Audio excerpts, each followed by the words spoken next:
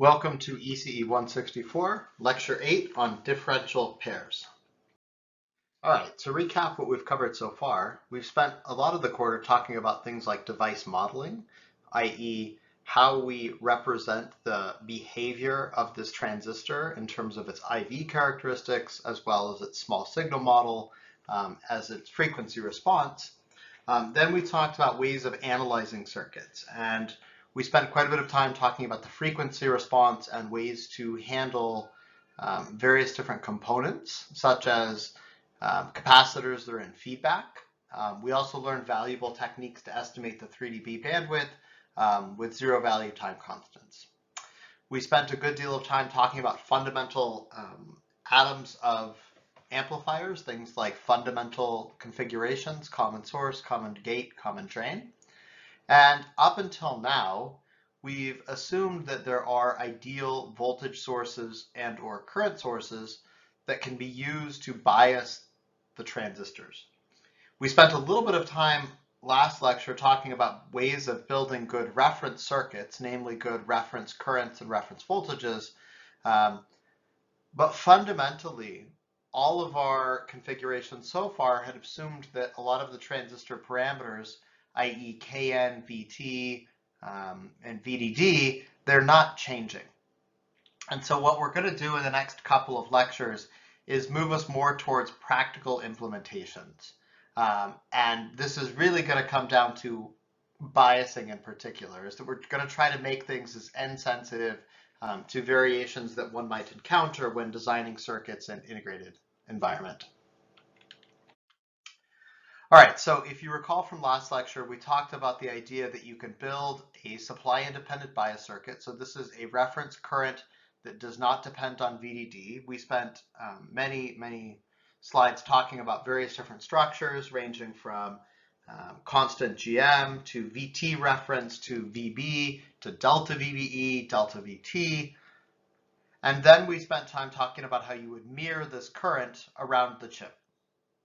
And then you could take this reference current in order to bias up, for example, a common source amplifier.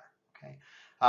What we haven't really talked much about is how to generate these two bias voltages for this amplifier, V bias 1 and V bias 2. And that's one of the things that we're going to talk about in today's lecture.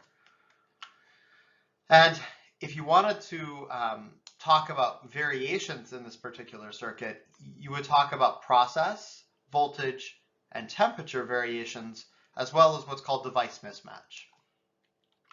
So process variation is when we're talking about all of the transistors, all of the NMOS or all of the PMOS being in what's called a corner of the process. So they're process corners. So for example, all of these transistors could be slower. Okay, and one way of making the transistors effectively slower is to say that they have a higher threshold voltage or higher VT. Okay. In this way, for the exact same current, the transistors would have less overdrive voltage, and so they would appear to be slower. Okay? We've assumed everything so far has been nominal, but you can certainly get what are called skew lots where you're in slow corner or fast corner. Importantly, the corners don't apply globally to all of the transistors. You can end up with cases where you have slow NMOS and fast PMOS, or slow NMOS, slow PMOS, as well as the passive devices can also be in various different corners. Okay? And so again, corners are really kind of global variation of the entire chip. Voltage variation is what we spent a good deal of time talking about last time, and that's how to deal with perturbations on the supply voltage. And so typically VDD is specified to be within plus or minus 10%. The effect that this can have on your circuit can be quite dramatic if it's not accounted for, and so oftentimes we'll deal with things like supply independent biasing. However, the main amplifier can still also be affected by changes in VDD, and so there's a need to deal with perturbations on VDD here as well. Temperature also can have a dramatic effect on a lot of these circuits, as we showed from the reference circuit example last time. having circuits work over 0 to 70 or even broader for like the military spec range, minus 40 to 125, can often be quite challenging. Okay, and I'll go through an example a little bit later today to show you what I mean by challenging. It can even be that not that the performance falls off by a little bit, but the circuit fundamentally stops working, that we put it into a region of operation that's simply not capable of sustaining any kind of amplification. And then the last topic here, device mismatch. Okay, so as I mentioned previously, process variation refers to when all of the transistors, i.e. all of the NMOS, have a slow corner. And so what this means is that essentially, for example, for an NMOS, the VT is higher than the nominal, or mu NCox for an NMOS is lower than the nominal. Can also mean things like the poly resistance, the sheet resistance, the ohms per square are higher, the N-well resistance is higher, or the capacitance that we're going to get for per unit area is higher than in the nominal case.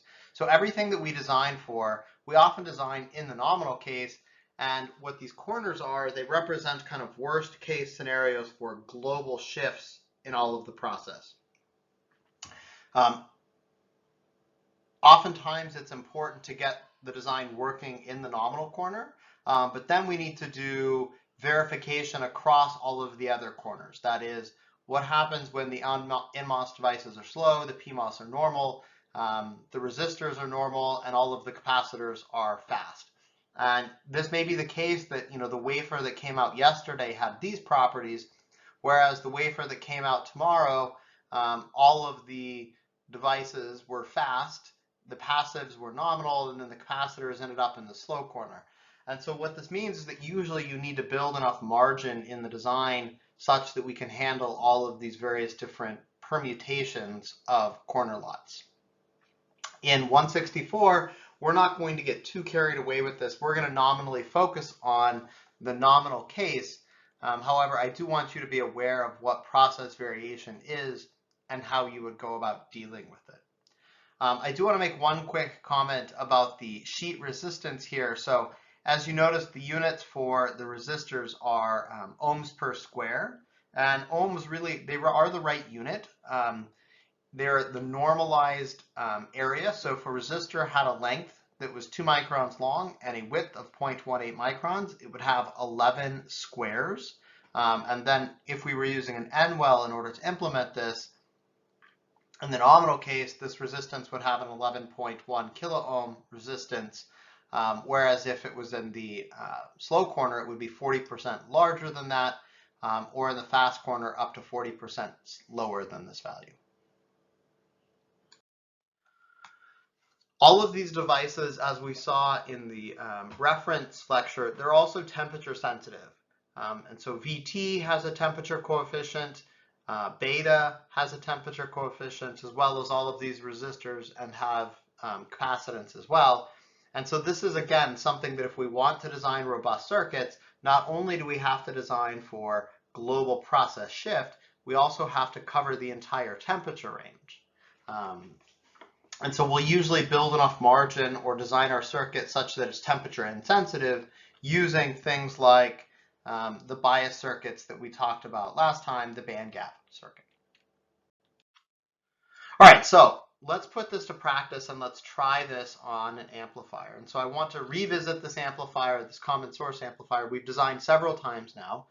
If you recall, we have a transducer that's modeling the input with some finite input resistance. We calculated the precise voltage that we needed here. This was 1.394 volts. We calculated the voltage VV that we needed such that no current flowed through R at DC. That was 2.5 volts. And we biased this with 500 microamps. We sized the device to 20/1. This resistance was 5 kilo ohms, and the input impedance was 50 kilo ohms. Okay?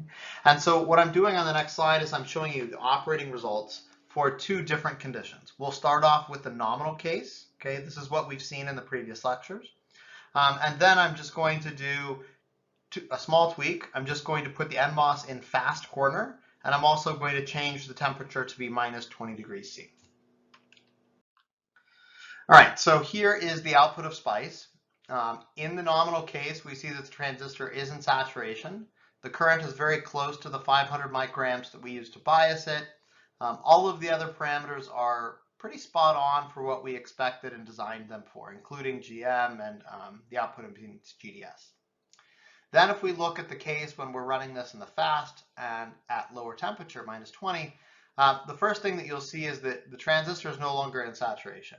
Okay, the transistor is now in linear or triode. And importantly, a lot of the other parameters have changed pretty dramatically. So VDS went from 2.5 volts down to 910 millivolts, which is why we ended up in linear to start with. The threshold voltage went from 500 millivolts down to about 402 millivolts. And we see that GM effectively went up since we have so much overdrive. However, we've put this transistor into triode, so it doesn't have much output impedance in this case. That went up, or went down rather, pretty dramatically. All right, so obviously this is not how we want to design circuits, so how would we go about fixing this? And that's what we're going to spend the majority of this lecture on, is how do I make this particular circuit robust? You know, this is really kind of the central challenge for circuit designers. It's that not only do I have to make this work when the circuit is balanced kind of on the tip of this cone, I also want this to be robust across a large permutation of conditions. You know, and I want it to meet its performance specs, things like the gain, the bandwidth, the power, while having various different process parameters changing, whether this is the corner or, as we'll talk about a little bit later, even device mismatch, where two devices that are nominally on the same wafer have slightly different parameters. And so one way of assessing this is to think of all of this large design space and this small region here of acceptable values that meet kind of the criteria that we are trying to design towards. Now, in 164, I realized that this is the first course in integrated analog circuit design, and so I don't want to go overboard in forcing us to design and check across PVT. This is something that if you go into industry, you will spend considerable amounts of time doing this. You know, you can imagine that Apple, for example, would not accept a design that had to work within a 5-degree temperature window. You know, the designs have to be robust in industry across very wide performance margins. The reason why I want to talk about this, though, is that it should influence our thinking. It should guide us towards designs that have a chance of being robust when we do encounter such PVT variation. Okay? And you know, the example that we've been talking about, this idea of an NMOS, this is the classic example of something that is really not a very good practical implementation. It requires very precise voltage biasing for the transistor, and what I want to do in the next coming slides is look at ways of fixing this. And in particular, there's going to be several issues that come up, and we're going to address them kind of one by one as we go through this lecture. All right, so the previous slide, I talked a little bit about process variation. And the idea behind process variation was that a wafer run today and a wafer run tomorrow, or to be honest with you, even wafers run minutes apart, could have quite different global performance. That is that all of the transistors would have higher or lower VT, higher or lower beta, etc. Within a single chip, we can also have variation between the transistors. This is known as device mismatch. So I can make two transistors, call them M1 and M2, that are physically located very close to each other, and they can still have some mismatch both in their VT as well as in their beta. Similarly, for passives, I can make two devices that are, again, nominally very close to each other that still have some fundamental variation in their capacitance. Okay, this is what's known as mismatch. And there's kind of two ways of dealing with mismatch. One of them is just fundamental mismatch that's a random variation that we're going to get no matter what. And we have ways of sizing to avoid that. The other one is layout dependent effects. And so there's a lot of work that goes into creating good physical layout and surrounding these devices using techniques like dummies in order to ensure good matching and not proximity effects. Okay, that'll be the subject of another course in ECE next year. ECE 266 will focus on some of the more practical aspects of circuit design as well as layout effects. All right, so as I mentioned, this is a statistical property of these transistors that there's just random variation between any of the devices on the same chip. And empirically, they've measured tens, thousands, hundreds of thousands of different devices, and they found that this is relatively well described by a Gaussian distribution. This has zero mean and a standard deviation that depends primarily on the size of the device. And so this is what's known as Pellegrin coefficients. Maurice Pellegrin measured and set up a lot of these measurements to do this, where he statistically studied lot to lot and device to device variation, and he came up with this equation that's shown here, where sigma is equal to the Pellegrin coefficient for the particular device that we're talking about, divided by the square root of the area. Okay, and so I'll show you in just a second what these Pellegrin coefficients are for various different devices, but fundamentally this should make sense. The larger that I make a device, the less variation that I'm going to get relative to another device of that same area.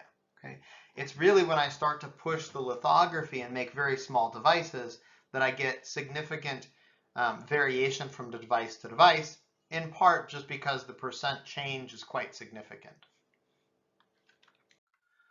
All right, so what do these Pellegrin coefficients look like? Well, if we want to look at the threshold voltage as one example, so AVT, a typical number is about 20 millivolt micron. And so what this says is that if I had a, call it 1 micron area device, okay, I would expect the threshold voltage, the sigma, to be 20 millivolt micron divided by square root of 1 micron. I would expect about 20 millivolt sigma variation in the threshold. Okay. Similarly, you can do the same thing for beta. We can also do it for capacitors and for resistors. Okay. And so what this lets you do is, if you have a matching criteria, that is, if you say I want 2 resistors to match better than 1%, it tells you how large the devices must be in order to ensure that matching. Okay. And if you recall, in integrated circuits, it's really all about area. And so ensuring matching is actually quite expensive, because typically it means that we're going to have to make the devices fairly large. Okay. And so I'll go through an example of this in just a few minutes. All right, so let's say that we wanted to design a MOSFET, and this MOSFET had a width of 20 microns and a length of 1 micron. I wanted to calculate kind of the statistical variation of this. Okay, so I would use the Pellegrin coefficient for VT, which is 20 millivolt times micron, divided by the square root of the area. This says that I would expect about a 4.5 millivolt shift in VT.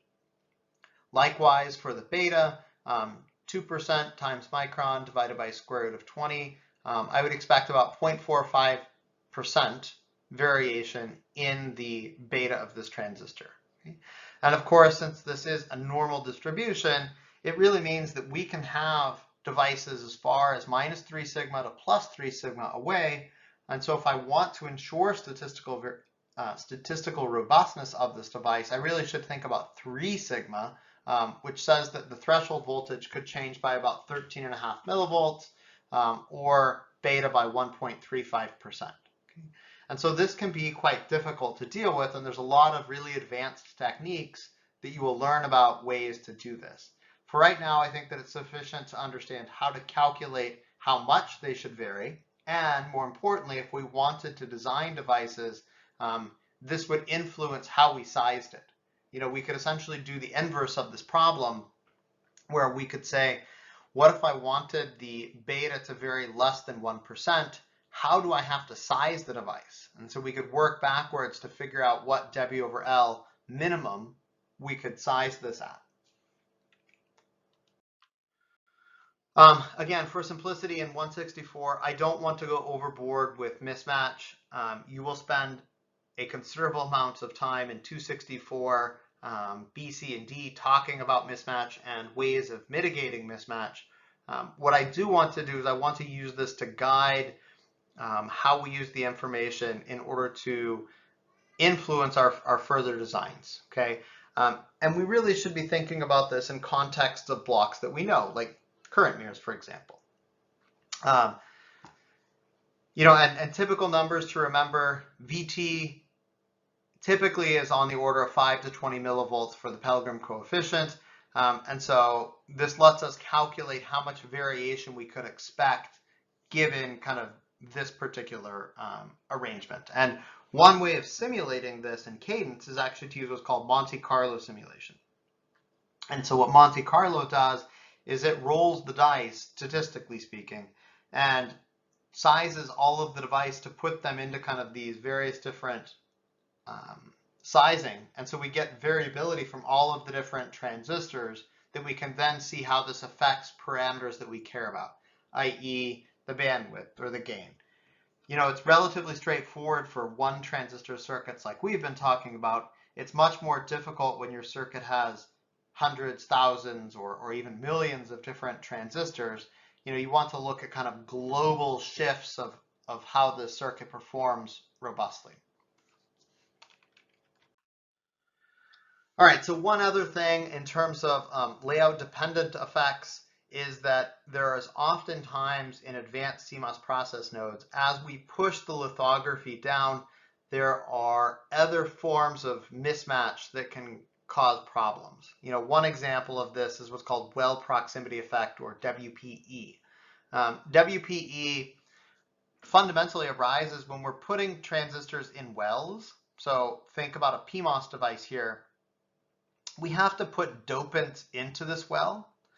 And when you have photoresist above this, so when we have areas that we're trying to define the lithography, what can happen is that when we're doing the implant step, some of the dopants will come off the edges of this, and so we will get dopant fluctuation within this well, okay? And what this does is this shifts around both VT and some of the other performance parameters. And so well proximity effect comes that if I was to place the device near the edge of the well, it could have slightly different performance than I would expect. And so what's shown here on the right is how far I am from the well side, that is the well spacing, versus the threshold voltage. And so you can see that if we're right near the edge of this well, we can have a considerably different threshold voltage by as much as, you know, almost 100 millivolts here, going from right at the edge to kind of 10 microns-ish away from this. Okay, this is not so much an issue in our technology in 180 nanometer, but it is a pretty significant issue in 65 nanometer and below. And so it is something worth keeping in mind as you think about designing circuits. All right, so let's go back to our common source amplifier one more time. And we understand now that this way of biasing is not very robust. In particular, it relies on a very precise voltage here at the input. And so fundamentally, we should be asking ourselves, how do you bias this circuit without relying on a voltage that is 1.394 volts that also tracks things like temperature and process variation? Well, fundamentally, the problem with the circuit is that process and temperature cause changes in VT, okay? And they also cause changes in the mobility. And so when I keep VI constant, that's forcing large changes in the drain current, and this can move around the device's operating point. In particular, it can be so significant that it can even force the device into triode out of saturation. And so if we think back to what we did in the current mirror lecture, remember that we used another MOSFET to quote unquote compute the input voltage such that the drain current stayed roughly constant. Okay? And I want to try this trick, if you'll call it that, here in this circuit as well. All right, so here's my first attempt at a solution. What I've done is I've added another transistor M2, I diode connected this transistor, and I'm biasing this with a current IB. Okay? In my main amplifier, I'm essentially keeping IB and I'm taking M1, okay, and I'm loading this with this resistance R, okay. And so this is the main amplifier. This is my input source here, and this is what you would call a replica bias, okay. Essentially what I've done is I've taken the main amplifier and I've copied it and made what's called a replica of this, and I diode connected the replica. Okay? And so what this side is doing is this is generating the right voltage in order to bias this transistor M2 in saturation with a current of IB. Okay? I then superimpose on top of this voltage VI my small signal that is then amplified by M1. Why is this circuit more robust than some of the other circuits? Let's think about what happens if temperature changes. If temperature were to change in the circuit, rather than just affecting M1 and leaving VI constant, VI tracks it because M2 also saw the temperature change. Okay? And so what that means is that the current through both of these transistors will remain the same, and the operating point will also remain roughly the same. Okay? Same thing if these two transistors had process variation. If this was in the slow corner, both transistors are in the slow corner. If they were both in the fast corner, they're both in the fast corner. And this circuit is computing the right DC input voltage for this device M1. Okay? And so this is really how we get this circuit to be more robust. And so let's look at what happens when we simulate this, doing kind of similar variation as we did previously. All right, so the nominal case here, M1, M2, both are in saturation. They have slightly different IDs, okay? They have the same gate, they have the same source, their size the same. One reasonable question to ask, why is ID different? ID is different because they have slightly different VDS. Okay, so VDS for M1 is higher than M2, and that's giving rise to this ID. So essentially channel length modulation in the DC operating point. Importantly, they have the same VT, beta is very similar, GM very similar, GDS very, very similar. Okay? And now when I run the same circuit in the fast corner at -20, remember this broke our previous amplifier. In fact, it put it in linear, it wasn't working. You'll notice now that the main amplifier has a little bit more current. Instead of 538, it's at 548.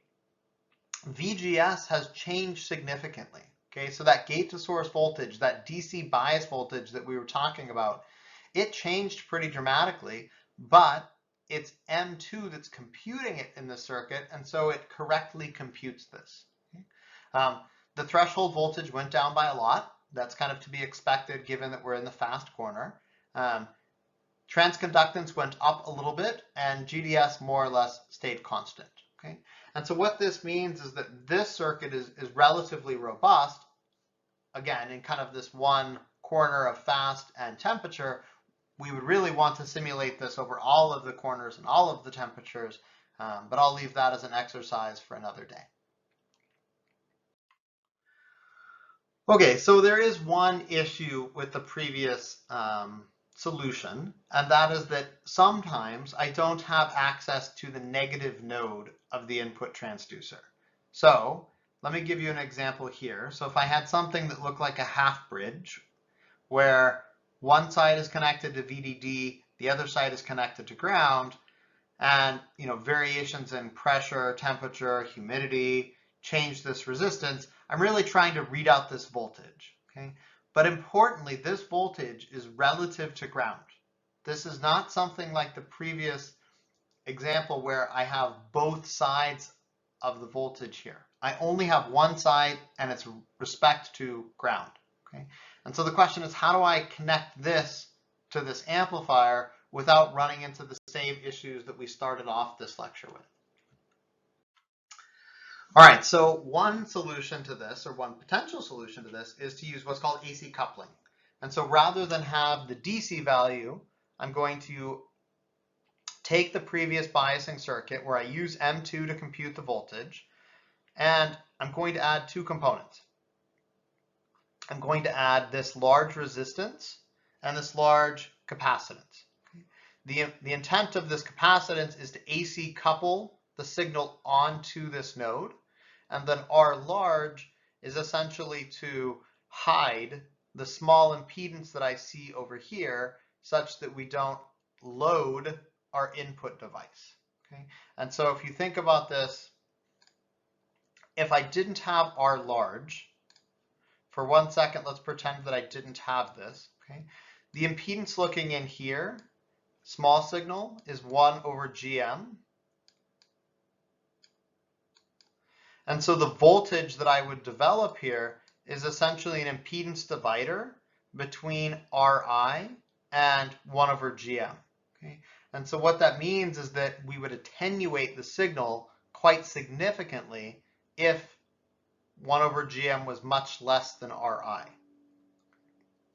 And so our solution to that is now to add this resistance here, this R large, that hides the low impedance that we would otherwise see looking into M2. Okay?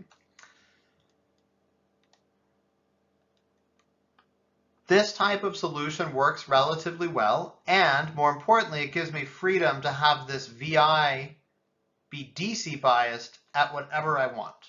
Okay?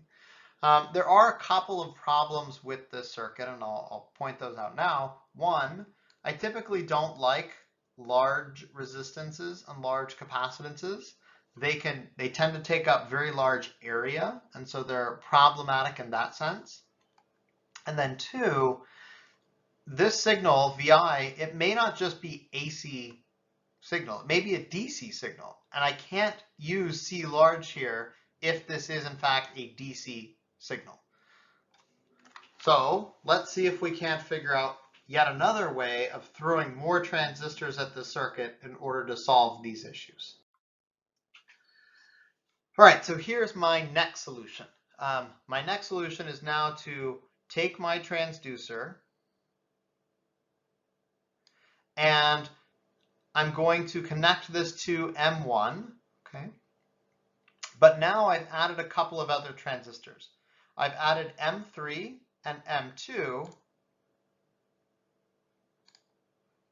which is a current source, okay? And so I'm biasing M3 and I'm copying the current NM3 over to M2. And so I'm essentially biasing M1 with IB on both sides, okay? Now, in order to fix this problem that if the impedance looking down, so if I was to ignore for 1 second C large, the impedance looking down into M2 would be RO2. And so this would look like source degeneration for M1. So if you think about kind of the equivalent amplifier circuit, I have R,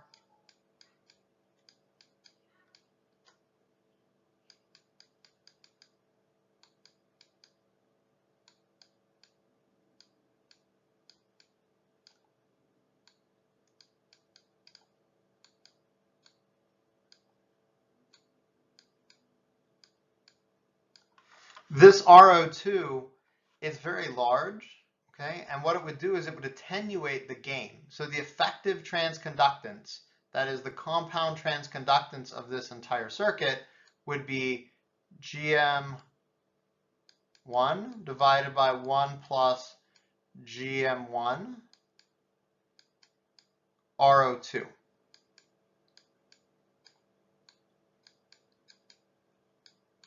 And so what this means is that we're reducing the effective transconductance of M1, and we would need to compensate for that by either increasing the current or increasing the width of M1. Okay. Alternatively, and that's what I'm showing here, another solution is to add this capacitance here, C large. Okay. What C large does is it tries to create an AC short at node X such that this impedance gets connected to ground at low frequencies. Okay. And so this is a way of taking this back up to the transconductance being equal to GM1 of this device. Okay. So this solved the large resistance, but as you can see, I still need this large capacitance. Okay. And so the question is now, can I do better than this? Is there a way to even get rid of the need for this large capacitance?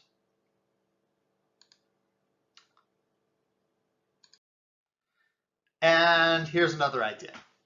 All right, so same kind of concept as I was doing before, where I have IB biasing M3.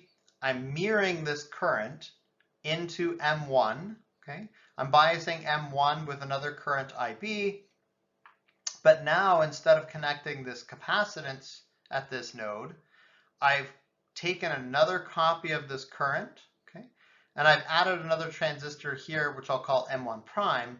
And more importantly, I've taken M1 prime and I've connected it to the DC voltage VI. Okay. And so what this does is that now the impedance that I see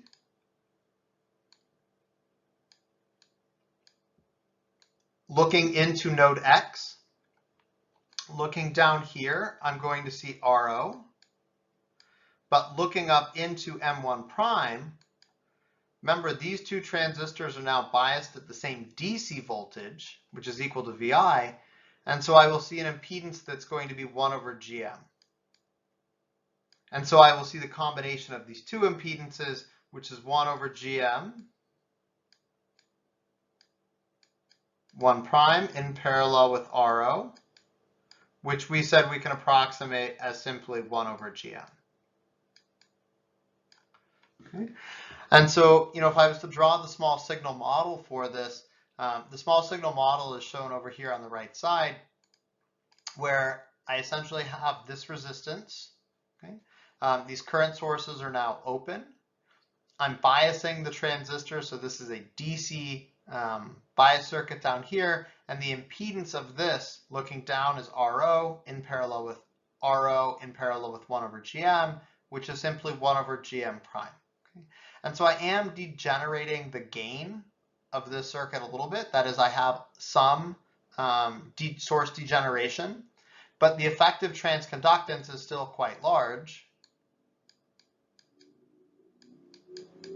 because now I have GM1 divided by 1 plus GM1 divided by GM1 prime, which is equal to GM1 divided by 2.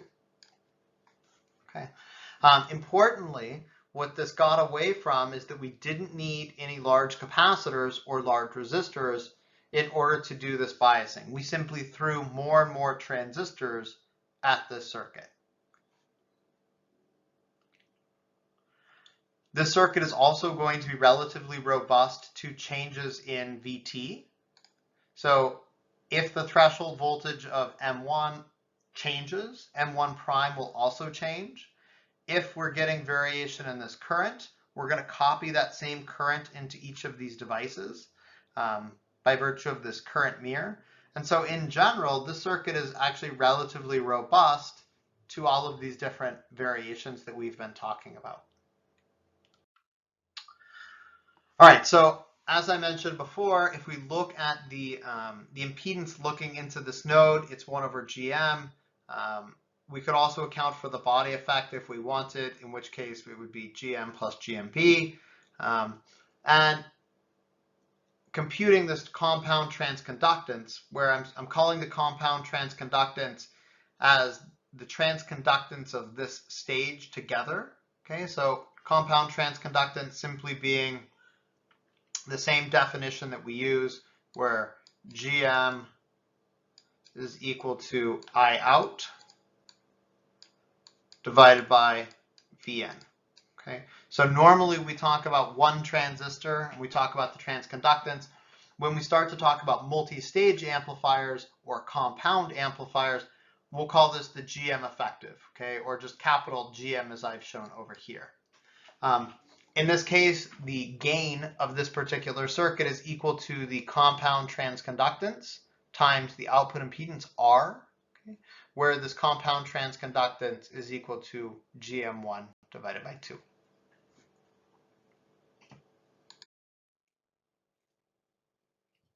So the structure that you saw on the previous slide, it's something that you've probably seen before. It's called a differential pair.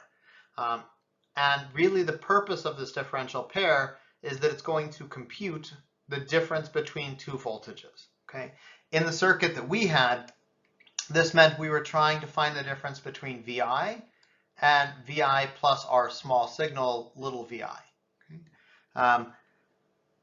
The nice part about this particular circuit is that to the first order, changes in VI and or VT of these two devices, they don't change the output currents. Okay? And this really happens by virtue of this device right here, which is what we're going to call the tail source. Okay? On the previous slide, you'll notice that I had two currents down here. We would just combine them together into one tail current source. Okay?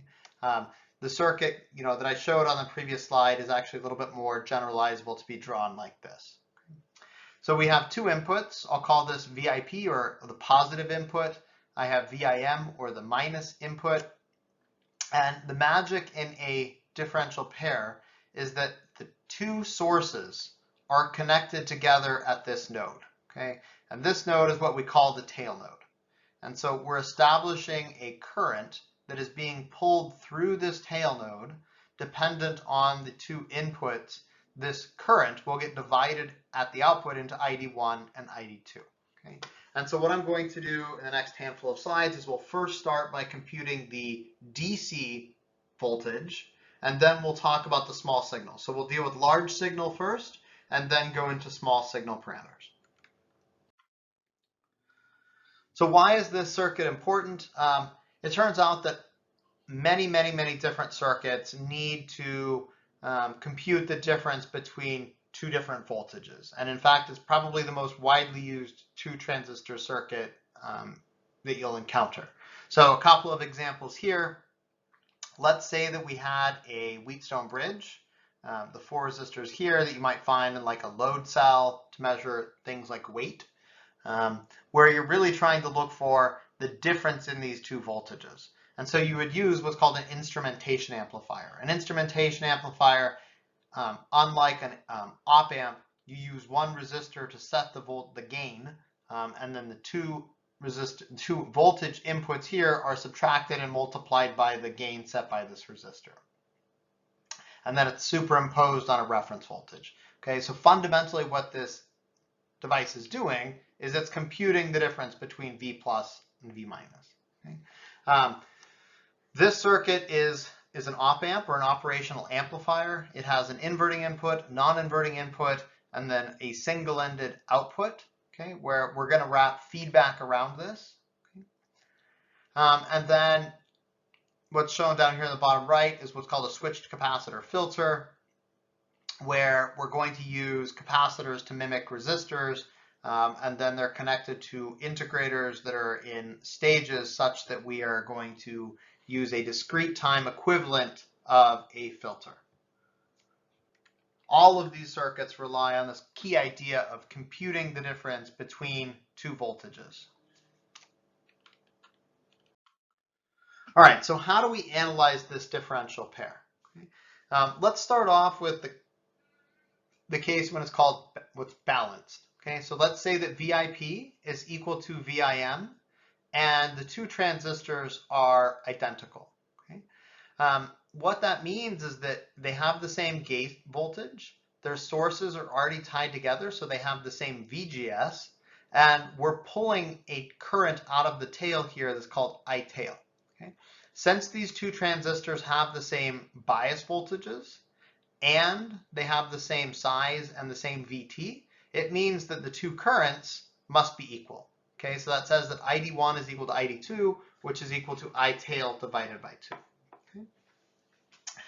Does it matter what the DC voltage is of VIM or VIP? The answer is no. So if I have VIP as 1 volt, that means that this voltage here, Vs, it will be 1 volt minus VOV minus VT. If I have 2 volts, this source node right here will be 2 volts minus VOV minus VT. Okay? And so what this node does is this node follows the input common mode. And I'll talk about this in just a second, what it means for common mode. But just know that this node moves up and down relative to the DC input of VIM and VIP. And so fundamentally, this circuit, it doesn't make any difference what this input source is, or what the DC level of this input source is.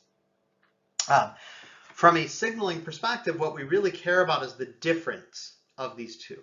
Okay, and so we're going to introduce a new variable, and I'm going to call this the input differential voltage, VID, which is going to be equal to VIP, the positive minus the negative. So VIP minus VIM.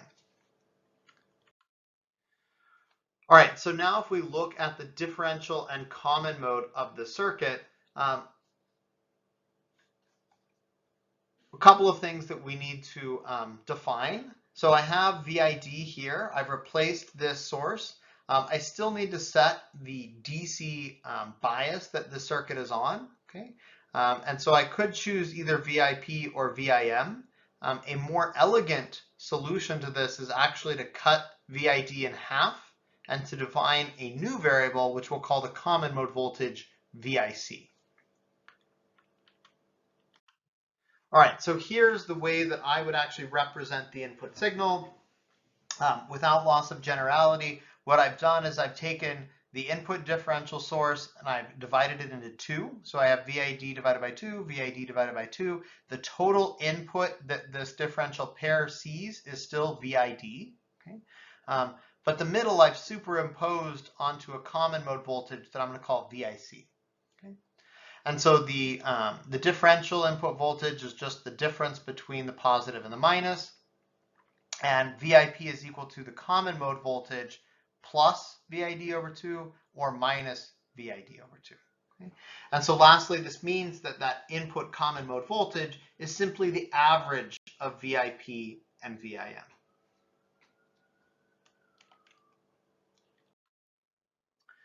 So why are differential pairs so important? It turns out that when we're talking about two signals at the input, this is what's known as differential signaling. Okay? And so to understand the value of this, let's consider what would happen if we were using kind of more traditional inputs like we've been talking about, which is single-ended. And so single-ended, I'm taking a signal and it's all relative to ground. Okay? And so my transducer has some source impedance, Ri. Okay? And let's just say that an aggressor signal, i.e. a clock, is running perpendicular to this. Okay? Anytime I have these two traces, there's going to be some overlap in terms of capacitance between them. Okay? And so what that means is that when I have a sharp dVdt on this clock, I'm going to couple some amount of charge onto this input signal. Okay? And this input signal is going to take time for this charge to bleed out through this source impedance. Okay? And so the output signal, instead of looking pristine, it will now have clock coupling on it due to this dVdt events on the clock. Now let's consider what happens when I do the same thing, but I have a differential signal. So at the input, still have some source impedance, but now I have two signals. They're both getting clock coupling from this aggressor. And when I look at the outputs, you'll see that I still coupled the clock signal onto VIP and VIM. The important thing, though, is that the common mode signal changed. It changed from getting this clock coupling, but the differential signaling, that is when I subtract these two, it did not show any disturbance. Okay? And fundamentally, this is just happening because when I have this aggressor coupling signal on, it's coupling equally onto VIP and VIM.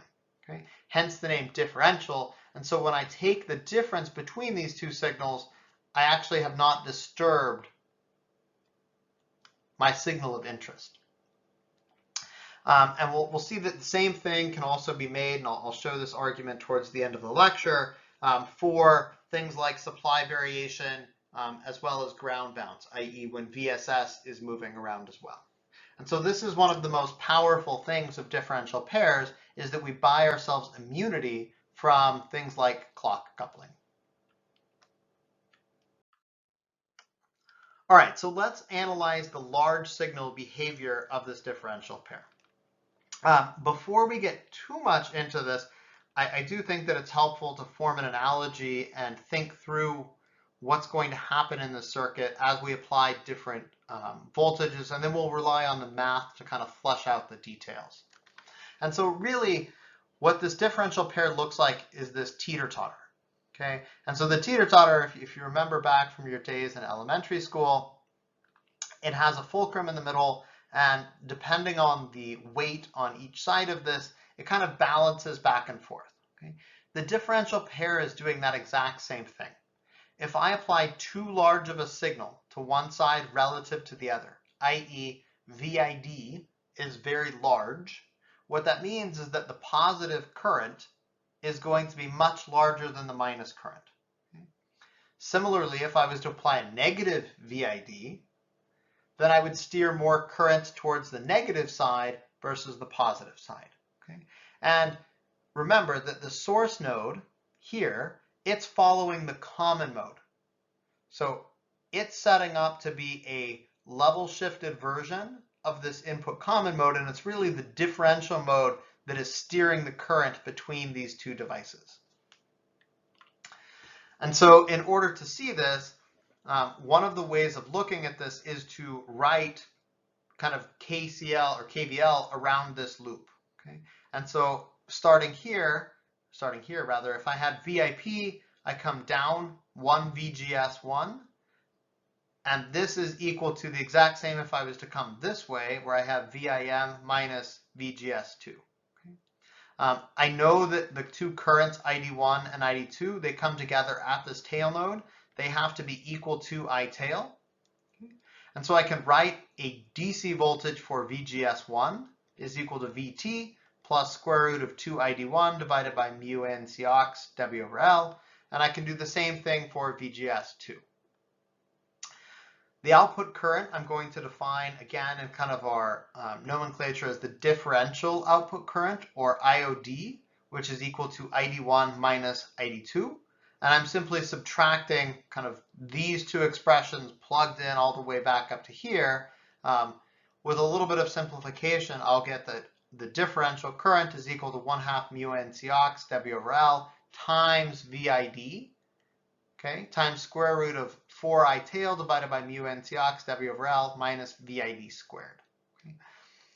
So all of this looks relatively good.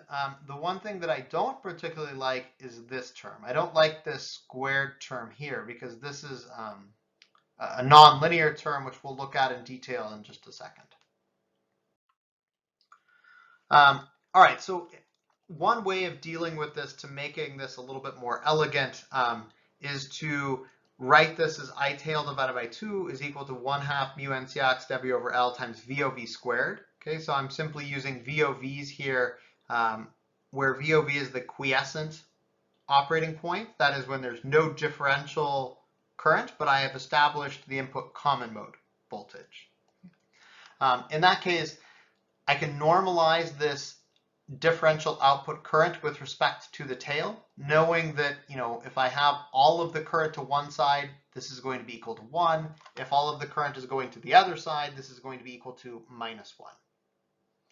In this case, I get that, simplifying this expression, that this ratio of currents is now equal to VID divided by the VOV, or the overdrive voltage of M1 and M2, times square root of 1 minus VID divided by 2 VOV squared.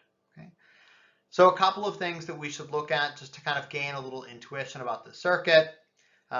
When VID, when the input differential voltage is 0, this entire expression is equal to 0, which means that ID1 is equal to ID2, which is exactly what we would expect. More importantly, thinking about our teeter-totter, we can push all of the current to one side. This is an effect that's known as complete current steering. When I have VID is equal to either positive or negative, VOV times root 2. Okay, and that's just from solving this expression for 1 or negative 1. All right, and so what this says is that if I want a large input differential range, that means that I need to increase the overdrive voltage of these transistors. And so intuitively, this should make a lot of sense. Thinking about the overdrive voltage, if you want to have a lot of swing on the input, you have to have a lot of overdrive voltage to account for that amount of swing. All right, so if we look at the plot of this, what I'm doing here is I'm plotting VID with respect to VOV, okay? And I'm normalizing the output current with respect to ITail. Okay? And so what we see is that we have a very nice kind of linear response.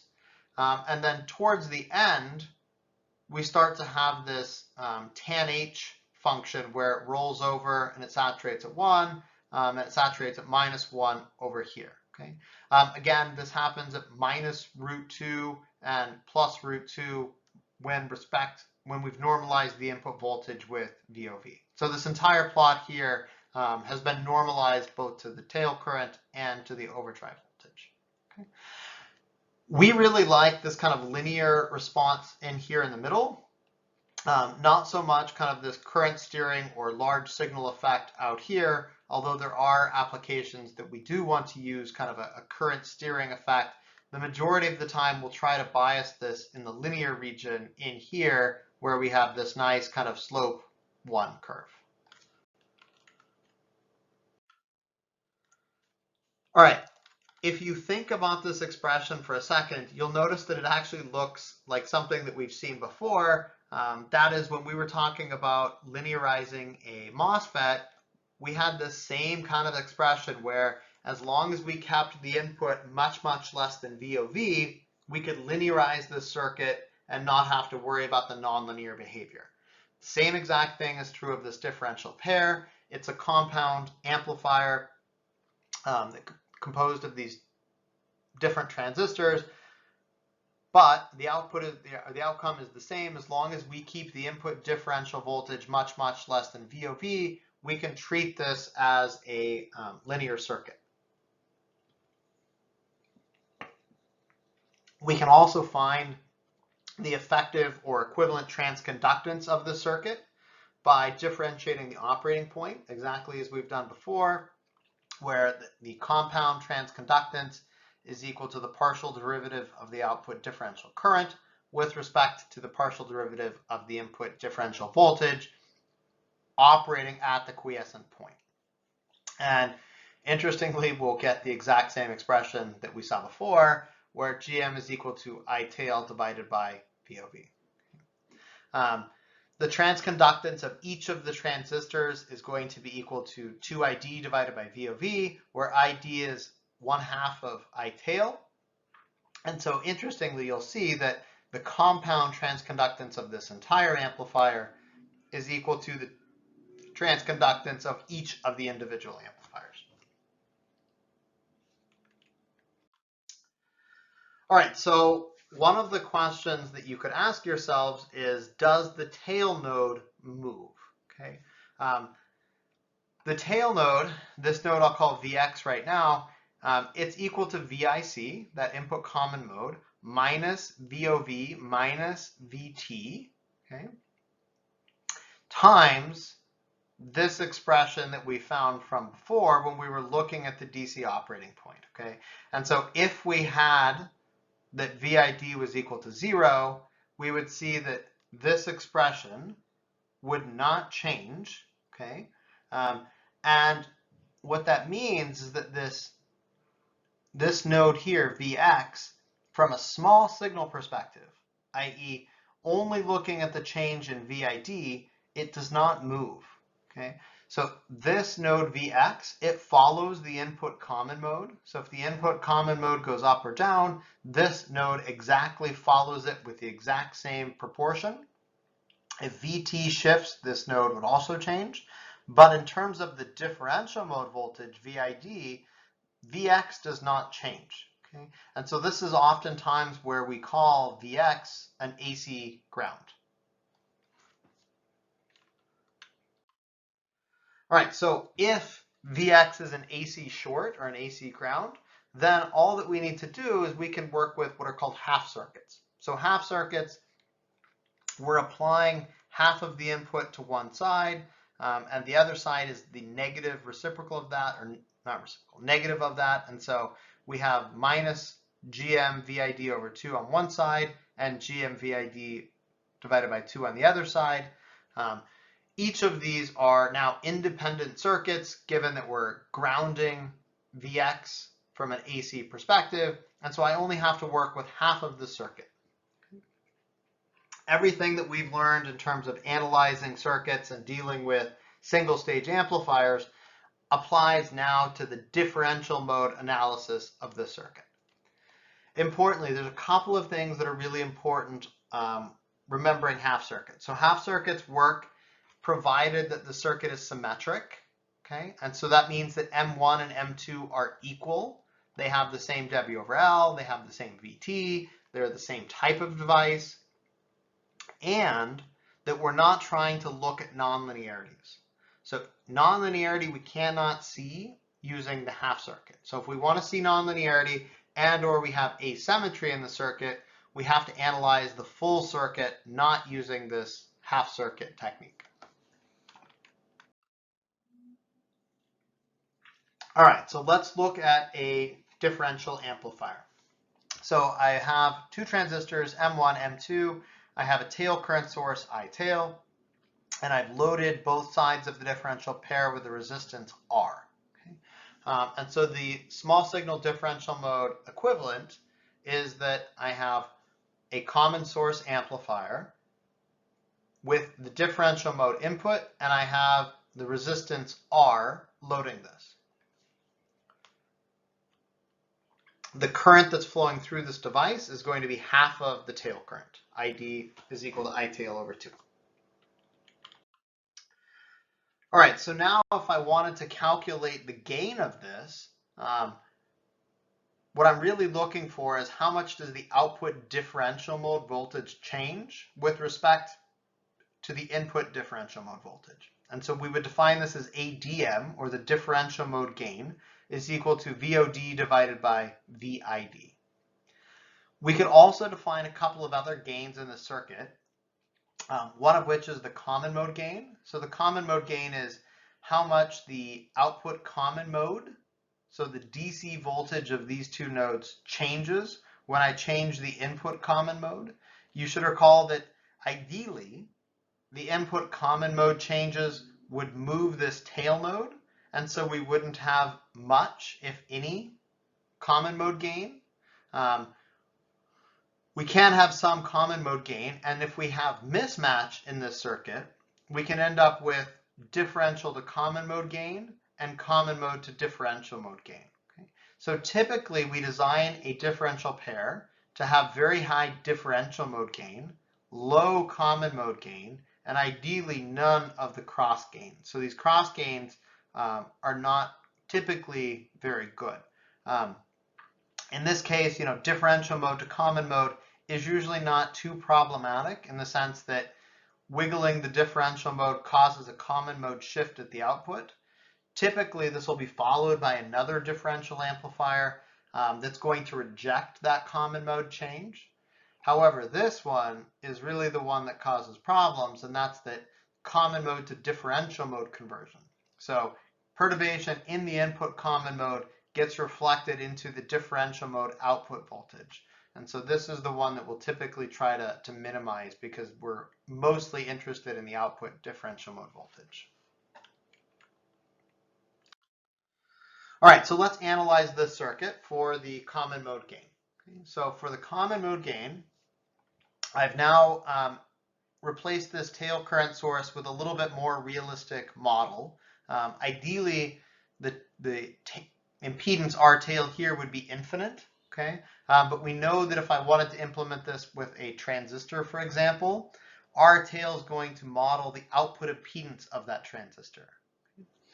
And so if I want to look at the half circuit of this, what I need to do is I need to split all of these components that are on this line of symmetry into equivalent representation that is symmetric such that I can divide this circuit in half. Okay, so anything for the differential pair that's on this line of symmetry, differentially, it will be an AC short.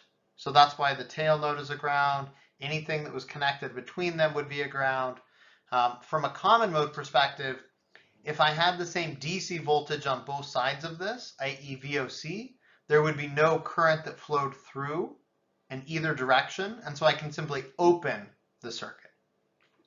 And so to condition this circuit down here in order to make it symmetric, I split it up, and so I divide this current source into two, I tail over 2, and I divide this resistance such that I have 2 of them in parallel, in which case then I can come and I can divide this circuit into its equivalent, as shown right here on the right.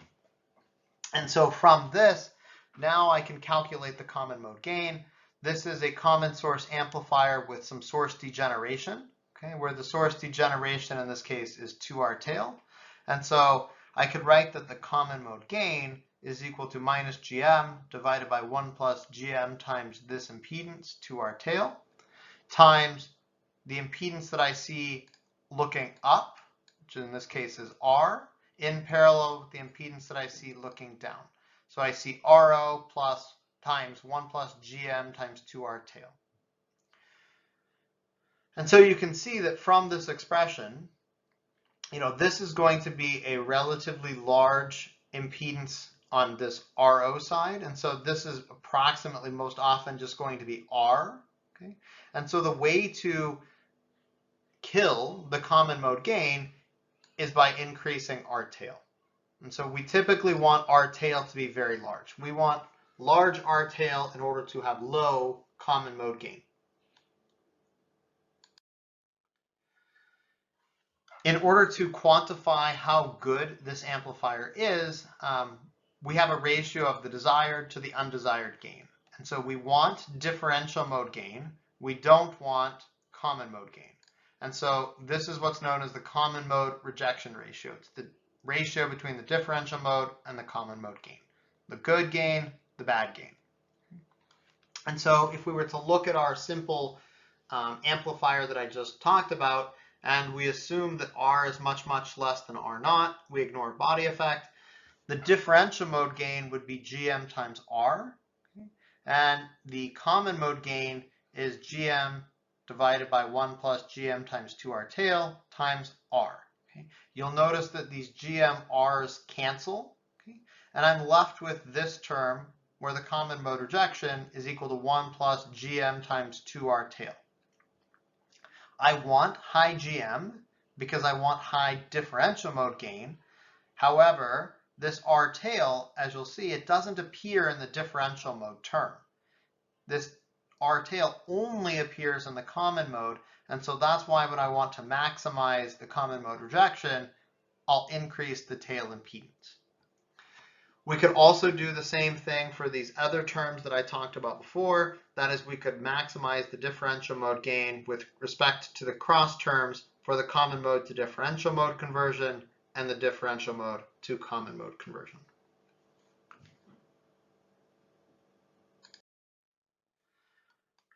In addition to what's called the common mode rejection ratio, we can also talk about the power supply rejection ratio.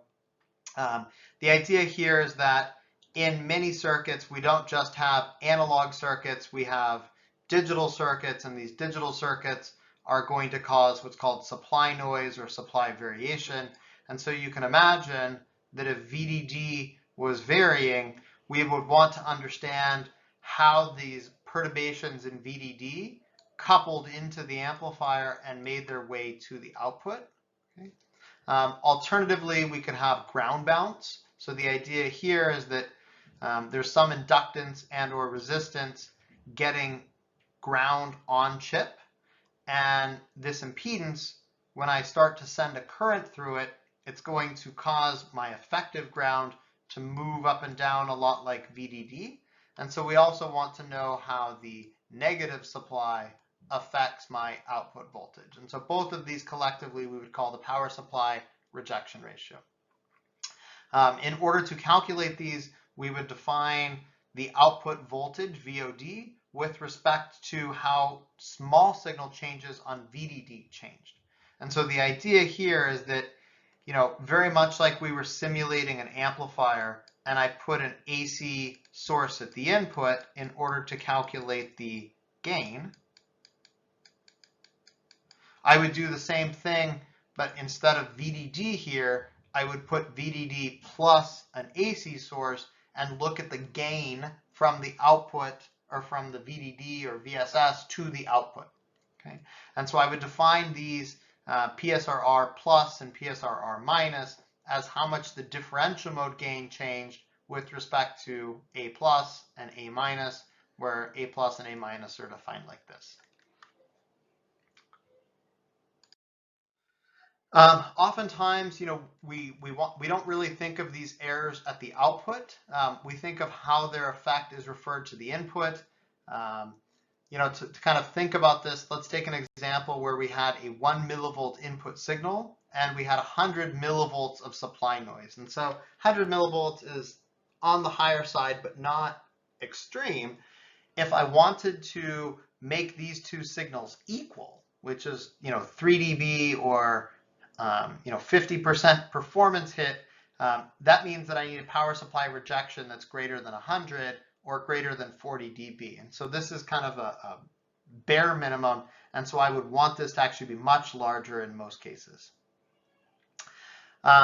This is oftentimes a much bigger issue when we start to get into high levels of integration, where I have lots of amplifiers and, more importantly, lots of digital circuits that are causing variations on the supply nodes due to the switching activity. And so one of the ways that we'll mitigate this is oftentimes we'll have analog ground and digital ground, and we'll keep them completely separate in order to try to minimize the coupling between these. There still can be some crosstalk between these circuits, and that's where we'll try to minimize them by making high power supply rejection ratios. All right, this ends today's lecture about differential pairs. Next week, we will go into combining these into even larger structures where we start to talk about multi-stage amplifiers, and then we'll go on into kind of op-amp-like structures and feedback. Thank you.